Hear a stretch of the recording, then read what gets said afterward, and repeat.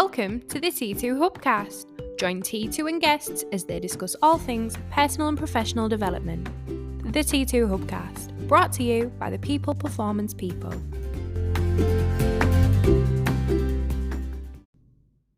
So welcome to the T2 Hubcast with me, Martin Johnson. And me, Tracy Roberts. Tracy. Hi. It's our first podcast together. It is. I'm waiting with bated breath. I think Spencer had you in yesterday or the day before doing some podcasting. I've been away in Spain. I've come back. We're using this week running up to Christmas to record some content. So being new in, I think how long have you been here now? A week and a bit. A week and a bit. And you're still here? I'm still here, yeah. If she comes back in January, that's the biggest test, right? But I've been away. We haven't spent a lot of time together, but the time we have spent together, I've been really impressed. And so I wanted to pull you in the podcast. And by the way, just for the listeners, Tracy has had approximately 2 minutes notice before this podcast in usual fashion. Come on, we're recording a podcast on this. I've got an idea. So welcome to T2 and welcome to the deep end. Loving it. So Tracy, what I want to talk about today is, I think, a topic which is quite current at the minute. It's quite important. It's always important, but it's been important this last year more than ever. And it's the link between physical health, fitness, exercise, nutrition, and mental health and well-being. Yeah. The two are intrinsically linked, right? We know that there's enough science around it, and we've talked a lot about it here at T2. The reason I wanted to talk to you about it is a couple of things. We are at this really strange period of time now where we're about to go into Christmas. It's all kicking off again. It seems like we're getting more restricted and COVID is on the rise and people are getting nervous again. And what does this mean? For sure. Yeah. Winter's not a great time for being outdoors and exercising for many people anyway. So if we're not careful, we're going to get people struggling again. You've got a background in the fitness industry. You believe in it. You're an avid trainer yourself. You know, you've personal trained other people. You've been involved in that side of things. So first question, Tracy, is do you concur? Is it intrinsically linked in terms of your physical health will contribute you towards your mental health and vice versa? And what do we need to be mindful as we transition into this winter period where COVID's on the rise again?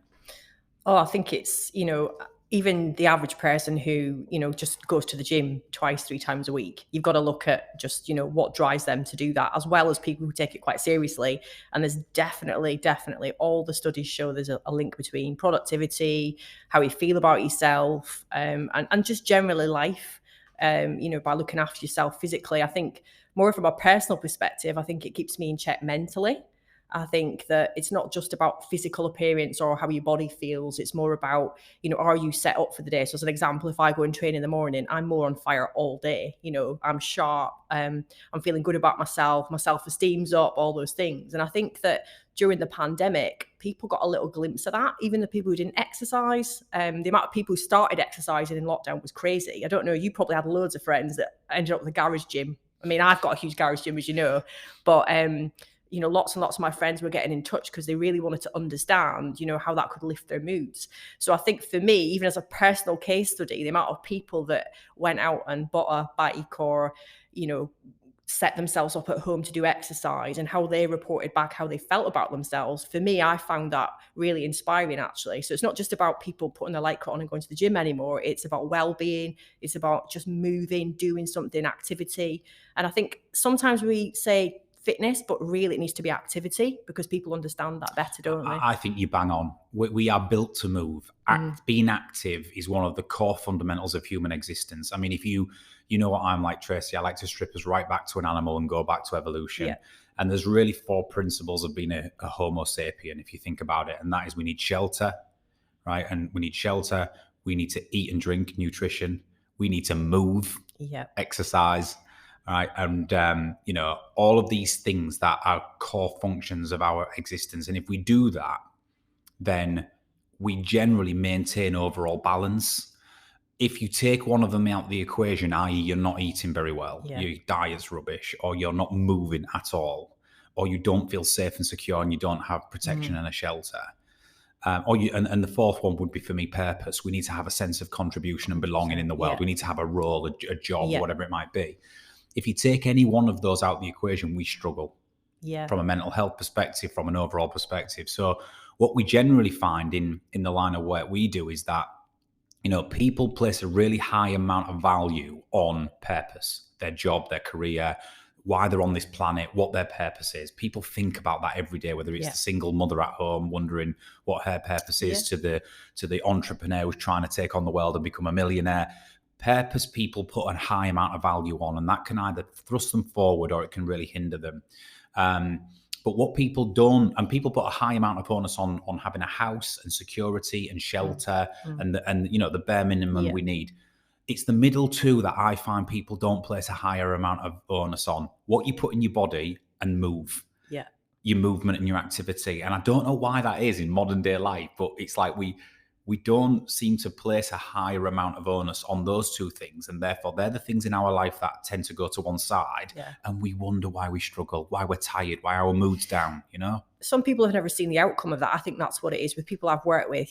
When I say to them, what is it that holds you back from eating better? Or what is it that holds you back from exercise? And it's because it's almost like the penny's not quite dropped. Once they see how good it feels or feel how good it feels to kind of feel healthy because you're putting the right stuff in your body, and see the energy levels change and the sleep patterns change and all those things, or even just finding something fitness wise. So for me, a lot of people associate fitness with being a bit of a pain in the butt. Like, I've got to get out of bed early, or I've got to force myself to do this thing I don't want to do. And for me, the two things are linked. So if you find something that you enjoy doing, that's the most important thing. So if someone doesn't want to run, why run? I've always been like that. I've always said, why can't I run? I get bored at it. I can do all these other things really well, but I'm rubbish at running. Well, I just don't run now. I find something that I like doing and I spend time doing it, and I've got a massive smile on my face while I'm doing it, and I'm not moaning all the way around, which is what I used to do. And it's same for diet. The word diet, the first three words, let you know what most people feel like when they're in it. It's horrible. Well, the word diet, Tracy, is like, first thing that comes to mind when you say diet is restriction. Yeah, I'm cutting 100%. Stuff out. Whereas it's not that. It's your diet is what you actually eat, what you want. So if you flip that on, it's like, if I'm on a diet, or if I'm going to look at my diet, it's more about focusing on what you want to eat rather than what you can. And I think the stigma with diet is, I'm going to be restricted, I'm going to miss out, I'm going to go, I'm going to be hungry and all this type of stuff. So it is looking at it in a different way. But to your point there about what exercise does for you, I had a headache all day yesterday, as you know, and come back from a long trip away, and it's been a really busy year. I think part of it is your body's winding down. We finish on Friday. And I think somehow your body's got this recognition to go, you're finishing Friday, so I'm going to start winding down, and then I'm going to give you a cold for Christmas. And you can bet your bottom dollar. Yeah. But I had a headache yesterday all day, and I couldn't shake it.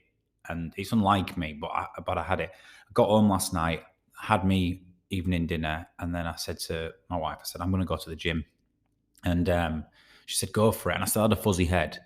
And I went to the gym, and I didn't want to do it. And I even walked in the gym, and I'm thinking, what am I doing? And I got into the gym, and I was doing my first few sets, and I was thinking, don't feel great. And then, you know what? After about 20 minutes of persevering, got to chatting to somebody who I know at the gym, started to feel better, got on a bit on a roll, finished my session, went and had a shower, got home, no headache. Now, I'm not saying that is the be all and end all of the reason why I didn't have a headache, but it's got to be linked. Oh, 100%. Because as we know, with the science behind it, is when you move, when you're active, when you work out, you release endorphins into the system, you release dopamine, serotonin, oxytocin, these type of things. When you're, and that counteracts the cortisol, the stress response, right? The build up, the tension. So it's like the runner's high. You've ever heard of the runner's high? It's because you're releasing, or the low for me. Or a low for you because you hate it. But the runner's high is you release endorphins into the system that lifts the mood. It creates, it alters your biochemistry. So there is, I'm a man of science, always have been, and I think for people to understand that actually it's the same as when you put vegetables and natural resources into your body versus manufactured carbohydrates and sugar.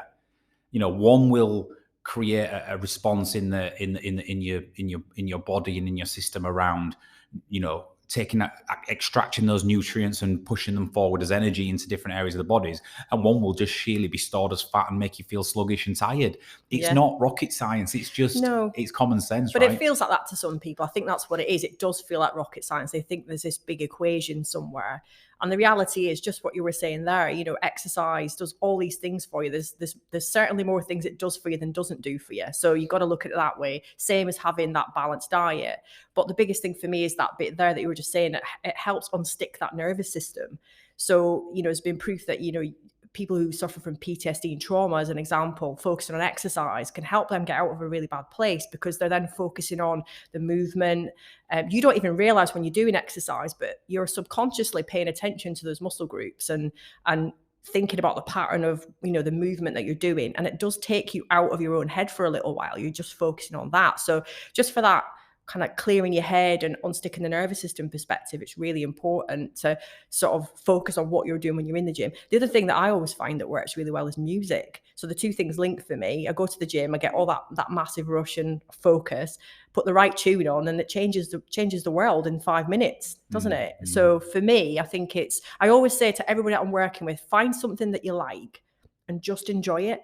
And it's the same with your diet. It's basics, 80-20 rule, isn't it? 80% of the time, be mindful. That's the word I use. Mindful of what you're putting in and almost diarize how that makes you feel, because you'll very quickly make the connections that these things you're putting in that are better for you make you feel better. They make you sleep better.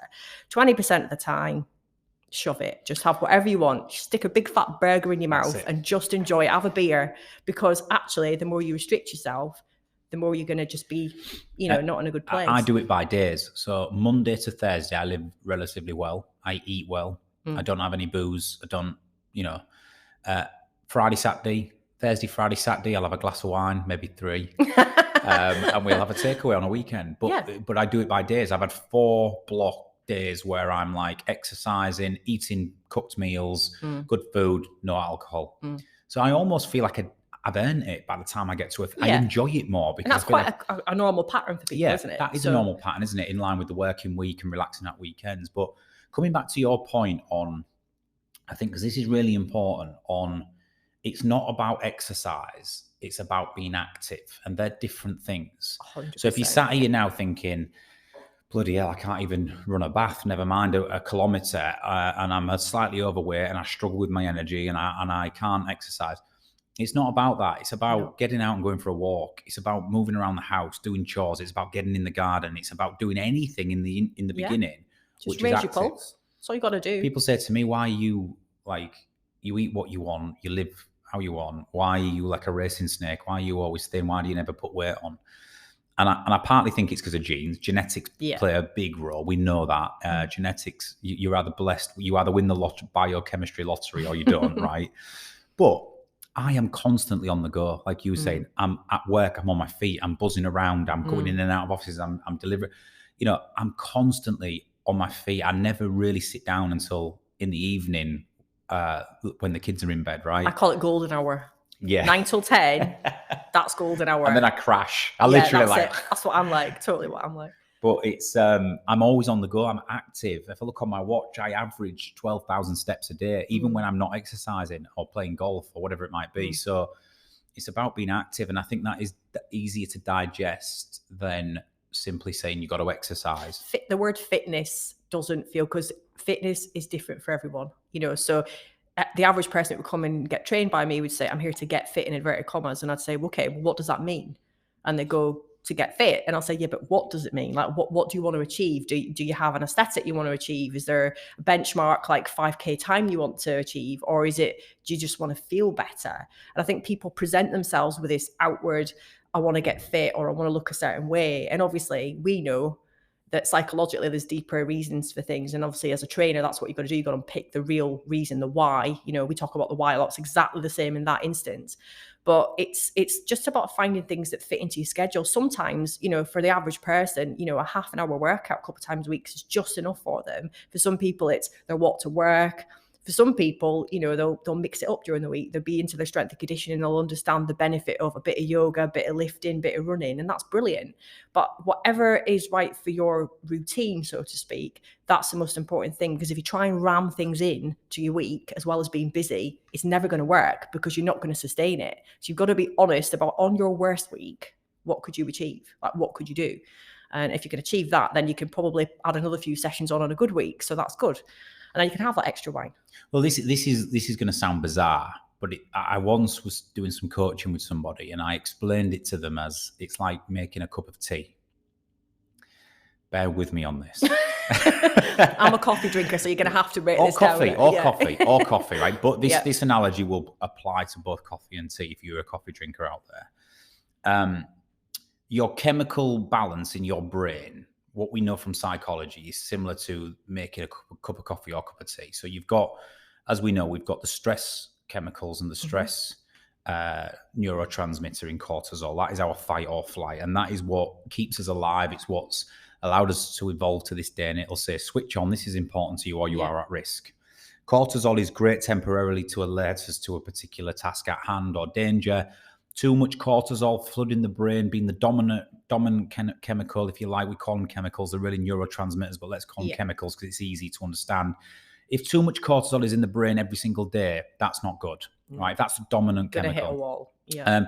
What we want is more things like endorphins and serotonin in the brain and dopamine, which really give us our feel-good chemicals, and they really give us our balance, our drive, our self-fulfillment, all of that great stuff. Endorphins repair the body really, really well. They counteract cortisol and stress.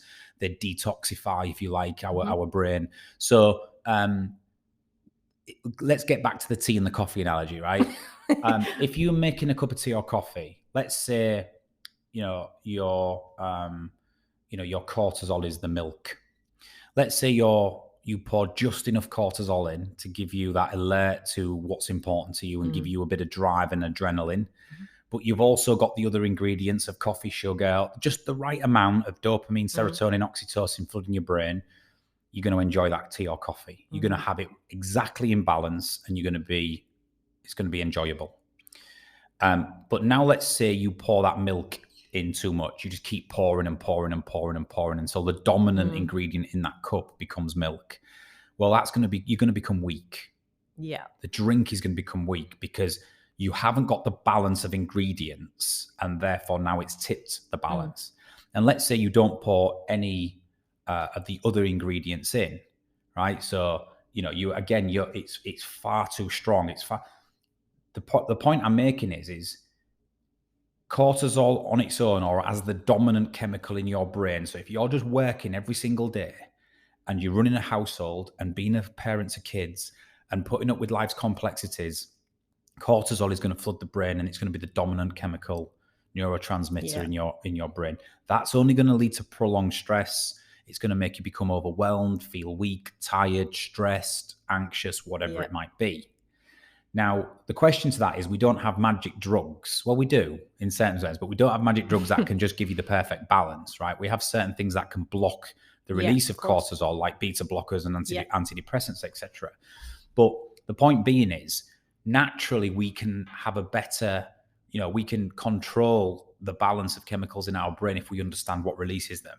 And exercise, for example, is a fantastic way of releasing endorphins and serotonin. So, if we exercise regularly and we have a stressful life or a semi-stressful life, that's fine because the balance will be there. Yeah. But when you don't do one side of it, when you're not putting one ingredient in, all you're putting in is the stress ingredient, then you're going to tip the balance and become overwhelmed. So if that makes sense, that analogy, like if you make your coffee or your tea, it's got to be just right. Yeah. The right amount of milk, the right amount of coffee, the right amount of water, the right amount of sugar. Yeah. Your brain is the same. It needs the balance of serotonin, dopamine, endorphins. Cortisol is good. Stress is good. Of course it is. It serves a purpose. But a healthy level of stress is what we need to manage and maintain. And all the things you talk about, Tracy, like mindfulness, fitness, all of this stuff, it's not just fluffy. It's there to try and help you maintain that balance of chemical responses in the brain. I think more people realize that now. I think like as I said, more people during lockdown had to find, going back to what you mentioned about meaning, having meaning and purpose, you know, during lockdown, that's where people were struggling because they were getting up in the morning, same thing every day, etc. And I think that's why people started to want to move more and understand things. And they went both ways with nutrition, didn't they? They went, I'm just going to gorge because I've got all this food at my disposal and I'm not going to work. Or they went the opposite way. So I think a lot of people during that period found a balance. A lot of people went the other way and actually came out the other side and thought, crikey, I'm going to need some help with this, you know. Anyway, going back to the coffee, that's great because I have coffee, lifting and a dog. So I think my balance is about right. Yeah, that's it. And then wine on a weekend just to keep you sane. Yeah, absolutely. It is. It's really interesting. And I think, so going forward, Tracy, you know, we're entering December 2021 and we're going to turn the year.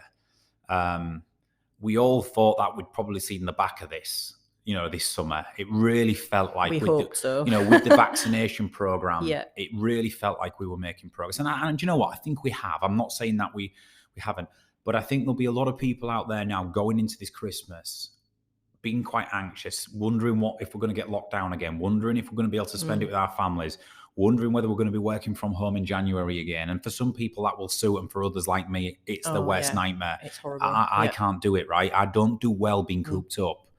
You've seen me beavering around here and jumping around and I'm hyperactive, right? It's the way I operate. But I think what people need to be mindful of is, on this podcast for me, Tracy, is we've discussed 4 principles of Homo sapiens, of evolution. Yeah. You have to feel like you've got shelter, safety, and security. And it surprises me today that in 2021, some people don't have that, which is so sad. However, the vast majority do, right? But that's the first core need that we have as a species, really. I think number 2, we've got to move and be active. And it doesn't mean exercise, but you've got to keep moving. And if you find yourself, whether it's, you know, you're working from home and you sat at your desk 9 hours a day with a 15-minute lunch break, it's not good enough. You need to find some time to move and break and go for that walk. Yeah. Get a dog if you need to, right? But we're built to move, and we have to move as a species. What you put into your body, number 3, your nutrition, what you drink, keeping hydrated, it fundamentally fuels our ability to keep going. And it's really important, you know, that we try and find the balance. We're not saying be an absolute, you know, clean eating, you know, you've got to have the treats in life. You've got to enjoy life, right? It's a very short time, but think about, you know, what you put in your body and how you're feeling it. And finally, fourth is purpose. You've got to have your get up and go. You've got to wake up every morning and go, right, like I did this morning, out of bed, ready, got to spend some time with Tracy this morning, podcast, I'm with Victoria this afternoon, I've got to prep before we leave for Christmas, I've got to do the payroll, I've got a purpose, right? Yeah. And you know, that for many it's the careers, for some it's hobbies, for some it's family, a mixture of all 3, whatever it might be. But if we genuinely have a get up and go, and we're not just getting up and making our breakfast and putting daytime TV on and wondering what's next, that's where people struggle. So I would just advise people, Tracy, to look at them 4 things. Yeah. Hopefully you're blessed and lucky enough to have one in the bag in some fashion. Yeah. But look at the other 3 things and go, where's my opportunity to get a bit better? What might be missing for me, which is maybe making me worry a little bit or making me feel down a little bit. I'll be honest, Tracy, for me at the minute, it's probably diet. It's probably what I put into my body. Yeah. I'm training enough at the gym. I'm very active, as in generally day to day, and I've got bloody purpose, right? That's the one that's strong thing for me. I see them like Jenga blocks though, don't you? Like, so they all go on top of each other and they don't necessarily have to be fully out, but sometimes they're just nudged a bit. It could be wobbly. It could be wobbling a little bit. Yeah. If it's just slightly out. And I think for me, it's diet. If I was looking at something in January, which I will, I'll enjoy my Christmas, but in January, I'll probably go, right, clean your diet up, eat healthy, you know, cut the booze for January, all that, you know, stuff. And then I'll only last a week. Lucy laughs at me. Lucy laughs at me because I go, I'm doing dry January, right? And then I always buck the trend on that. Saturday, first Friday night, I'm going, oh, I could just murder a glass of wine. Just one glass of wine. Yeah. Just have the one. She's like, you're weak. You say it every year. But that's the one thing, even for me, it's habit, like eating crisps on a night after your meal and stuff. I just get into this habit of, and just sort of cleaning. It's like a little comfort blanket, isn't it? Yeah. Cleaning it up a little bit is my biggest opportunity, I think. But for everybody's different. For you, you might be sat there thinking, no, I exercise well and I eat well, but I don't enjoy my job and I ain't got purpose at the minute. So January could be a good time to think about that then, couldn't it? Make a change. Some people might go, no, I've got real purpose and I'm genuinely eating well, but I don't do nowhere near enough activity. What would you say your opportunity, which one of the four for you, Tracy, is probably the one that... I think it was purpose, but it's slowly going back in again now. So I've joined here, so that's going to help. Good answer. It was being pushed out a little bit. But just quickly explain that, because that's important. So having purpose out in your life in terms of what you contribute in the world was important to you. That's literally my reason for being around. That's my why, And for me, I felt like I was achieving some of that in the role I was in terms of being able to share, my experiences and hopefully help other people. But it just wasn't fulfilling me enough to make me get up and bounce out of bed in the morning and go, right, great. And I think I understood that maybe 3-4 months ago and decided I needed to do something about it. So I feel like the Jenga block's going back in there. I'm quite fortunate that the other things are good for me because it's just my lifestyle. But even in the last few weeks, I had COVID and I couldn't move as much. And that was the biggest, and I wasn't a very nice person to be around some days, to be quite honest. Yeah, I can imagine. So I'm back on it now, though. Well, listen, right. You've been here a week, and let's hope we can really give you that purpose, because I take pride myself here at T2 that every single person who has joined here has more or less stayed. We don't really lose people. I'm not saying that as we go further down the line that ain't going to happen, because it's not realistic. However, what's important to me is people land and find the purpose, and they want to be here for themselves and for T2 as much, and they believe in it as much as me. And that's really satisfying, rather than turning up and getting a wage and feeling like they have to bloody get through the week. Yeah, I always say to people, if ever you get to that point, just don't be here, because it's it's important. But if you can find purpose in what you do and be excited and mobilized and motivated by the prospect of what you can do for people, it's an amazing thing. It's why I started this. It's why I did this. And the reason I started it is because someone did that for me 15 years ago. Someone gave me that moment where I sort of radically changed the way I was thinking about things, and I radically sort of checked my counterproductive behavior. As you can imagine, Tracy, I was quite an alpha wolf, a lone wolf. Yeah, I was an 8-3 on acid, right? Yeah. Like literally, I'm steamrolling through life, get out my way, or come with me, but keep up. And it served me well in terms of my drive and ambition and my career progression post military. But I probably made a few enemies along the way, or, and I thought to myself at that point where I was invested in and somebody really coached me, it was like, hang on a minute, if I could channel and harness this to something special, then I don't have to be such a pain in the ass. Wouldn't that be something? And that was then when my appetite for this was born, because I thought, if we can do that for other people, even just 20% of the people we interact with, if we influence them into something great, then that's an amazing thing.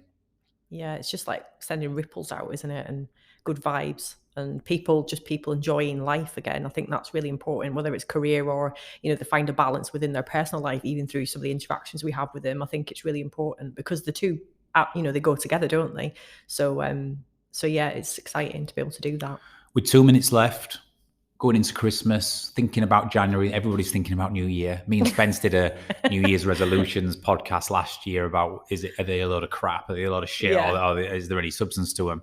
Which is interesting. You'll have to listen to that one. But what do you think people just need to maybe reflect upon as we wind down for Christmas and we have a bit of time to think? What might be worth thinking about in the context of what we discussed today?